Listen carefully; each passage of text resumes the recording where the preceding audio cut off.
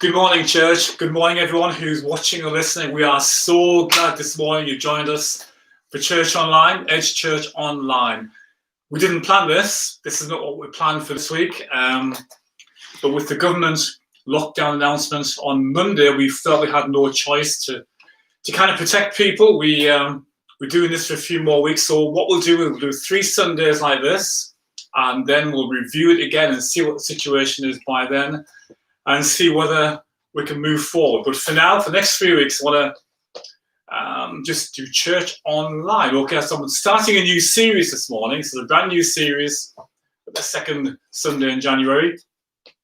And it's very different from the last one.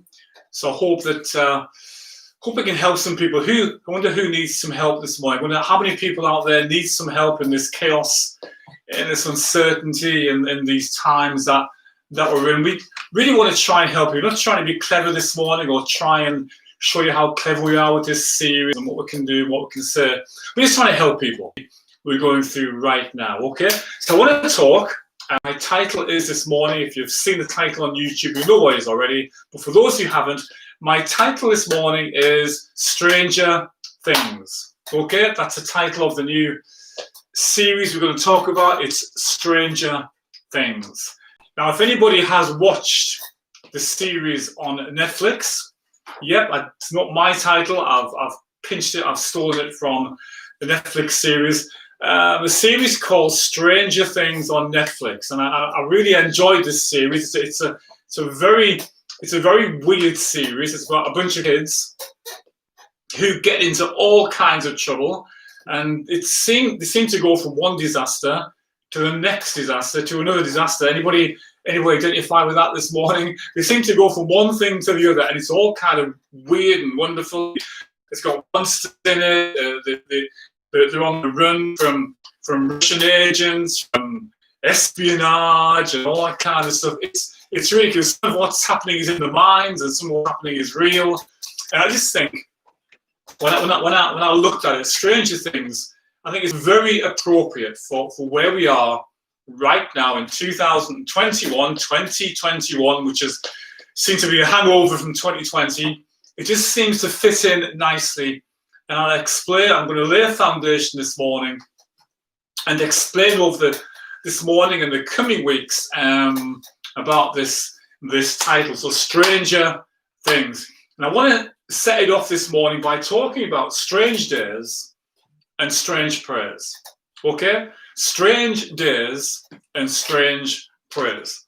You see, I'm of a certain age now, which some of you might be this morning. I'm of a certain age when I've seen a lot of strange things. Okay? Anybody seen some strange things? You know, I've seen some strange days in my life. There's been strange days have happened, and one of the very first ones I can remember. I'm old enough to remember when John F. Kennedy was assassinated in Dallas, in Texas, in 1963. I'm old enough to remember that, and it was very strange how an event that was 4,000 miles away had an impact on where we were. Your televisions went blank, and there was this kind of depression came over people, and it was just very strange. It was very strange, and then the difference side of things a few years later when man landed on the moon, and it was very strange because there we are looking up at the moon, and there were people from this planet actually walking on the moon almost thousands of miles away, and in the world it was very strange times, you know, and I don't know how many people can remember the miners' strike of the 1980s when police were fighting with miners on the streets, and it was almost like a civil war in the UK, in England, and it was very strange. It was a very strange atmosphere. It was a very strange kind of feeling. And then of course, a lot of people remember the time that Princess Diana died in a car crash. And you remember we were down in London at the time. It was very strange. It was very eerie. It was very quiet. It was very mournful. A lot of people openly displayed emotion for the first time in a long time. And then, of course, more recently, we had 9/11, which is very recent history at 9/11, where the whole world was impacted. and all of our television screens. And it was very strange. I've seen in my lifetime some strange days, but I have never, ever in my lifetime seen strange days like these. Never seen a time like this. And many of you, probably everybody, will never have seen a time like this, where there's fear. Fear has gripped the world over this virus, and suspicion and isolation and confusion. It's almost like we're in this kind of disaster movie. Yeah, you know what I mean? It's very strange. So I think the title Stranger Things really fits where we are right now. And so I'm going to talk about strange days and strange prayers. Okay? You see, strange days, when you think about strange days, the times that we're in, can be scary, can be very scary. So strange days can be overwhelming. There's so much information to take in. There's so much happening around us. And the newspapers and news outlets are filled with all the horror and all the scaremongering, all that kind of stuff. Strange days are scary because what it means is this: on strange days, it means you've got to do something different. You with me? It means you've got to do something radical. It means on strange days, you've got to do something unusual, some things that you normally wouldn't do. So you understand what I'm talking about this morning? And that's scary, especially for safe people. Any safe people out there? You like it safe, right? You would never go on the scary rides, and you would never do anything that was scary and safe. And so maybe for the last, I don't know how many months it's been, 10 months or whatever, you've done very little. You've hardly ventured out the house, and because you want to be safe. And what you've found maybe is that it's uncomfortable, and that sometimes on strange days you've got to do scary things, unusual things. So we're going to talk this morning. You see, in strange days, point number one this morning, before we get to the reading, point number one is this. We might want it safe, right? We might want the old comfortable life that we've always had. But point number one this morning is this. In strange days, you have to do strange things. Okay? Now, I don't mean weird things, right? Or flaky things. I mean, on strange days, in strange days, you have to do strange things. Let me get a little bit kind of serious for a moment, and maybe this might help somebody this morning. You see, it's a strange thing to be single when you've been married, or when you've been in a relationship and suddenly you find that you're single. That's a strange thing. But it's a stranger thing to forgive. It's a stranger thing to forgive somebody who's hurt you. It's a stranger thing to trust again. Are you with me? So that being single when you've been married is a strange thing, but it's even stranger to forgive, and even stranger to trust again, even stranger to move on. You see, it's a strange thing to be out of work. When you've been working for so long and you've been working hard, and suddenly you find yourself out of work. That's a strange thing. But it's a stranger thing to find things still to be thankful for. To still praise God despite your circumstance. Still have a thankful heart and a grateful heart despite the circumstance. It's a strange thing to be sick.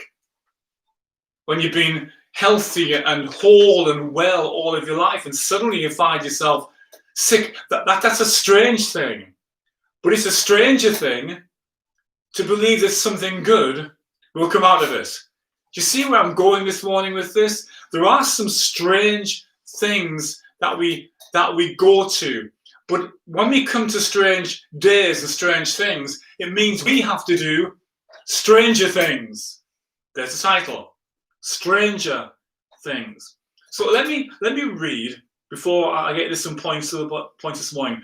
I kind of looked for a Bible equivalent of where we are now. Just something in the Bible that might help us, and strange times and strange days that kind of are more or less the equivalent of where we are. So what I did, I went to Psalm 137. Psalm 137, I'm reading from the King James. Now, once again, if you are of a certain age, okay, the moment I begin to read this, you'll start singing. Okay, guarantee it. You won't be able to help yourself. You will just burst out into song because this is very familiar to you.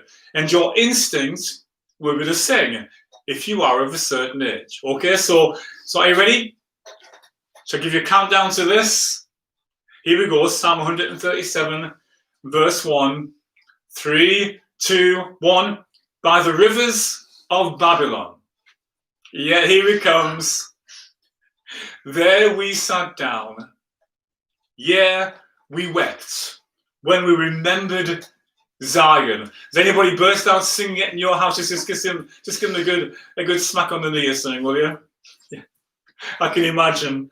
And all those who aren't of a certain age won't have a clue what we're talking about. But that song, By the Rivers of Babylon, was a hit way, way, way back with a band called Boney M. And it became #1. It was a worldwide hit, and we're still singing it now. Okay. Verse 2. We hanged our harps upon the willow in the midst thereof. And verse 3 says, For they that carried us away captive required of us a song, and they that wasted us required of us mirth, saying, Sing us one of the songs of Zion. And verse 4 says this, the people of Israel said this, How shall we sing the Lord's song in a strange land?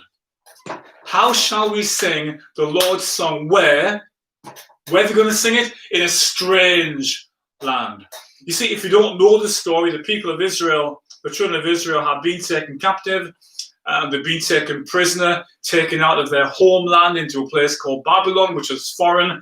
And they would spend 400 years in that place, away from home, away from Jerusalem, away from Zion. That's what Zion means. When they said, we wept when we remembered Zion. Zion was Jerusalem. It was home. And so there were 400 years, generation after generation after generation. All they knew was being held prisoner. All they knew was foreign. And so their culture died out. And so they wrote this psalm. They wrote this song right at the beginning of all the trouble that was coming in a strange land. You see where I am this morning with this? They were in a strange land. And this morning, in strange days, you have to do strange things, right? So let me just give you some minor points this morning. Three things perhaps that you might have to do in strange days, which might apply to somebody this morning. I'm not just talking about this virus pandemic. Strange days for you might be this morning that you've gone through a relationship breakup, and so you find yourself single, you find yourself alone, you find yourself and you feel friendless, and maybe friends have drifted away, and maybe that's how you feel. Inside this pandemic, like I said, there are people this morning perhaps who are out of work. And this morning you're out of work and you've always worked, and you find yourself in very strange times. You find yourself, maybe you're on furlough, and you find yourself with all this time, and what do we do with ourselves? And it's strange. Maybe there's somebody this morning and you're sick. Or maybe there's somebody this morning caring for somebody who's sick. And you find that you're out your comfort zone. You find you're out your safe zone. You find this morning that you wake up every morning and it's strange. It's different. It's strange. And we need to do stranger things. Okay, so I want to try and help people this morning who find themselves like the children of Israel did in a strange land. A very strange land. But let me give you three quick things that might have some strange things you might have to do on strange days. Number one is this. Things you never thought you'd have to do. Number one, things you never thought you would have to do. I wonder how many people this morning I'm talking to who were listening and can see this morning, who are doing things right now you never thought that you'd have to do because you're in a strange land, because we're in strange days, and we're having to do stranger things, things you never thought you would have to do. Who would have thought, who would have imagined this time last year we would have to wear masks to go into a shop, or masks when we have to meet people, or and do social distancing, keep 2 meters away from people to safeguard them and to safeguard ourselves. Who would have thought 12 months this month we would have to do that? We're having to do things we'd never thought we'd have to do. People working from home that never imagined having to work from home. People doing homeschooling this morning. You're having to teach your kids. Your house has become a school, and your living room has become a classroom, or your bedroom has become a classroom. And you never thought you'd have to do it, did you? You see, strange days. Need people to do strange things. People not working this morning, who've worked all of your life, and you find yourself this morning you can't work, having to do church online, like this. When we thought we'd finished, and I'm grateful, and we're grateful this morning for the weeks that we had together in church, actually in the room together, because it shows us what's to come. It means we've got to do for now and for a few weeks, and we're back to the camera again, or we're back to the living room again, or whatever we do this. But I'm thankful to God this morning that we got to do those few weeks before Christmas and kind of November time, when we were in the room together and we could worship and we could sing, because then now I can look forward. I can look forward to going back and doing that stuff with more people in the room, and just seeing what God will do in that community centre. So, but for the moment, for now, it's very strange. I'm uncomfortable doing this. I like a platform or a stage. I like people to look at and get a response from, even from behind a mask. And this is very strange, talking to a camera with 40 people in the room. It's who can't shout out, who can't stand up and clap. That'd be really strange, wouldn't it? If they suddenly burst out into prayers and kind of, that would be really, you'd be thinking, what on earth's happening in that house? You'd probably report us to the police for having a party or something. Just, we can't do it. So I'm preaching in silence. I'm preaching to a silent feedback. And for me, that's very strange. Never thought I'd have to do this. Okay, number 2. Strange days means you've got to do strange things. Strange thing number 2, things outside of your comfort zone. Things outside of your comfort zone.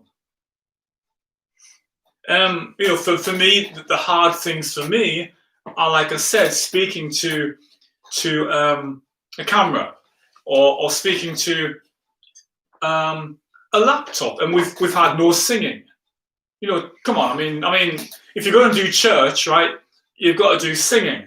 But we can't do singing. We can't get the band here in the room with us. That would break all the rules in the room. We can't even get Dan, our son, to come and play the guitar and do worship. Maybe one week I'll need to dig the guitar out and do a song. Yeah? Don't turn off yet. I said maybe, right? But it's weird, isn't it? Everybody's turned off now. Oh, it's okay, sorry. But it's weird, isn't it? It's strange. No singing. There's no band to carry the worship. What do you do? What do you have to do this morning to somebody? Let me ask somebody this morning this question. What are you having to do right now that's out of your comfort zone? What are you having to do right now that's out of your comfort zone? Things that you're not comfortable with because it's a strange time. We're in a strange land by the rivers of Babylon. Unfamiliar territory, uncharted territory. We're not home. We're not in the house of God this morning. Wherever we are, we call it the house of God. We're not in a room together. And what are you having to do right now, today, in this period, in these strange times, that you are not comfortable with. If you're having to do stuff this morning you're not comfortable with or that are strange, then this message is for you. Okay? Anybody this morning outside of comfort zones, anybody this morning doing things you never thought you'd have to do, this series and this message is here to help you through that. Okay? Number 3, some strange things that you might have to do on strange days. Number 3, okay, self-discipline. Come on, self-discipline. Everybody say this morning, self-discipline. Yeah, self-discipline. It's easy to slide. When it's left up to you, right, to manage yourself, it's easy to slide. It's easy to eat. Anybody find it easy to eat? I guess there must be like 10 million people watching. No, everybody finds it easy to eat, right? It's easy to eat. Self-discipline. Even eating and food requires self-discipline. Exercise requires self-discipline. You've got to discipline yourself. You've got to make yourself. You've got to be strict with yourself. You see, it's easy to discipline other people and say, put that chocolate down, right? Put that biscuit down. It's not good for you. It's easy to do that, but when it comes to put that chocolate biscuit down, David, right? It's more difficult, isn't it, to discipline ourselves. And this morning, I'm not just talking about natural food. How's your discipline this morning with the Bible? How's your discipline this morning through all of this? Reading the Bible still, or listening to podcasts still. You see, it's easy to slide. It's easy to let go of the things that we used to do in normal times. When we come into strange days, it's easy to let things slide. Your prayer life can slide. Your Bible reading can slide. You're feeding on the Word, not just natural food, but spiritual food can slide. And I think this is probably could be one of the potentially damaging times for people to backslide. We use that term in church, to backslide, to go back spiritually and not to grow. But if we need self-discipline, and maybe this week you need to practice some self-discipline on yourself to get back to the things that we used to do, to discipline our minds. Our minds can slide. Our minds can run right. Our thinking can go wild unless we self-discipline. 2 Corinthians 10 verse 5. 2 Corinthians 10 verse 5. Paul says to the church, he says, bring every thought, come on, you know the verse, bring every thought into captivity. In other words, make every thought prisoner. Be careful what you think. Don't let your thinking slide. Don't let your thinking get out of control. Don't think too far ahead. That's a big danger this morning, to think too far ahead. Let's get through day by day, week by week, and month by month. And that's how we handle these things. Discipline our minds, bring every thought into captivity. Strange times means we've got to be more self-disciplined than ever. Is anybody having trouble this morning with self-discipline? You're finding it hard to discipline yourself. You're finding it hard to control your thoughts. You're finding it hard this morning to read the Word of God and to pray this morning and to meditate and to really have that relationship time with God this morning. If that's you, then this series, I'm telling you, this series will help you.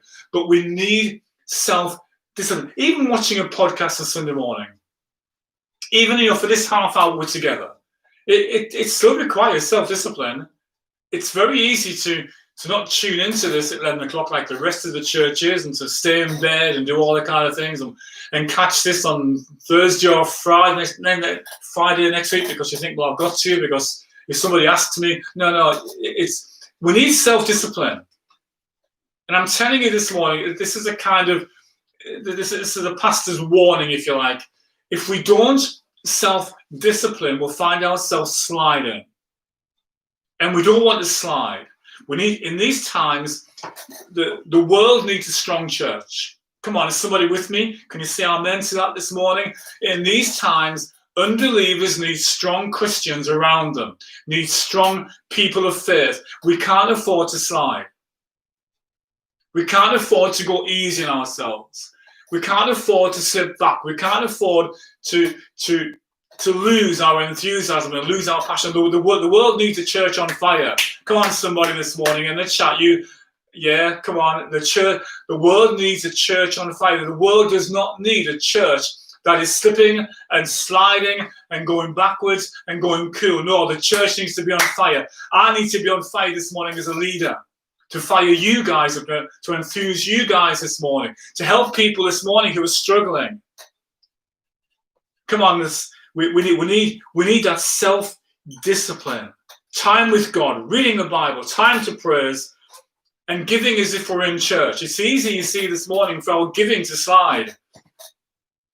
We can, when we're in church and we're giving and we're into that momentum, it's easy this morning to let our giving slide and think, well, we're not in church, we're not in a building, and therefore I don't need to give. You see, self-discipline operates in every single area of our lives. We don't give to the church, we give to God. And that's the principle of the Old and New Testament. So are you with me this morning? I hope that kind of lays a little bit of foundation. And next week I'm going to get into strange prayers, right? Because let me just read again. I'm going to finish by reading this again. I'm going to read Psalm 137 again without the singing this time, because that distracted people, right? Without the singing. Psalm 137 again. And we need to give strange prayers sometimes. I'm going to explain that next week, what I mean by strange prayers. And I'm going to say this will really help people who are struggling. This will help people who need some help. This will help people who are in strange times. Psalm 137 again as we sing. Has this helped anybody so far? Tune in next week for more help. I need this morning. I need this, believe you me. I'm in a strange time, in a strange world. Right, Psalm 137 says this, verse 1. By the rivers of Babylon, there we sat down, yeah, we wept.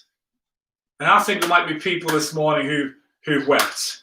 I think there might be people this week, you've wept because of the situation you're in, because maybe you heard the reports on Monday about the new lockdown, and you're just beside yourself. We wept when we remembered Zion, when we remembered home, when we remembered what we used to have. Come on, has anybody wept over that this morning?